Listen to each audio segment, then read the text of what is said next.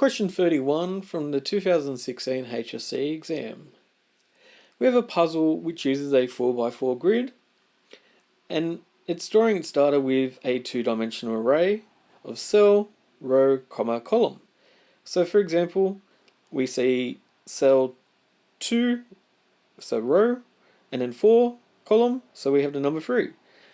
Now for each row, it must add up to 10 for it to be completed correctly. Now they've given us some code here for the first row. Okay, so we have row total equals 0, 4 column 1 to 4, so 1, 2, 3, 4. Row total equals row total plus cell, so we're looking here at the row number, and then we're looking at the column number as we loop through. This is quite helpful for us.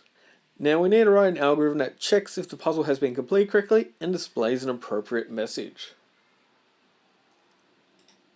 So what we always need to do is start off with begin and have some sort of name for our program.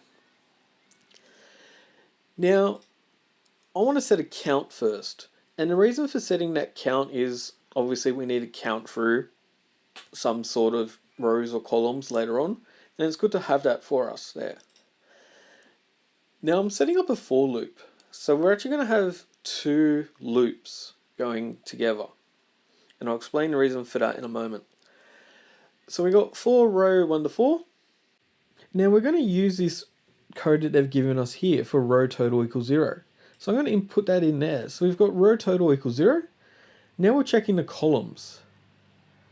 So I've started off with the for loop, checking the rows, then our nested for loop is going to be checking those columns. Now if that row total equals 10, which we hope we do, what we then need to do is add 1 to the count. So that's where that count comes in.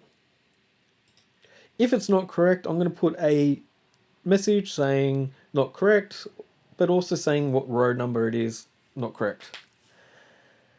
And then that's going to end that if statement.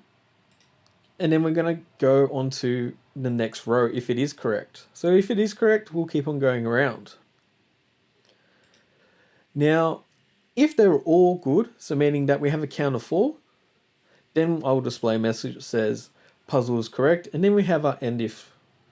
And then we'll end it off with that end solve puzzle. So that's the completed code if we actually have a look at it. Now if we actually have a look at the marking criteria, now it's everyone's two favorite words in software, substantially correct. Now we need to reference the elements of the array. So we're checking the row and column as we go through. We're checking if that total adds up to 10, so we're checking it here. Checking whether all rows add to 10. So if one row does not add up to 10, then we're going to get this message. If it does count to 10 for all 4 rows, that's where this count comes in and tells us that we have it all correct. And then outputting an appropriate message. So we're outputting one message here, and then we're outputting the correct message here.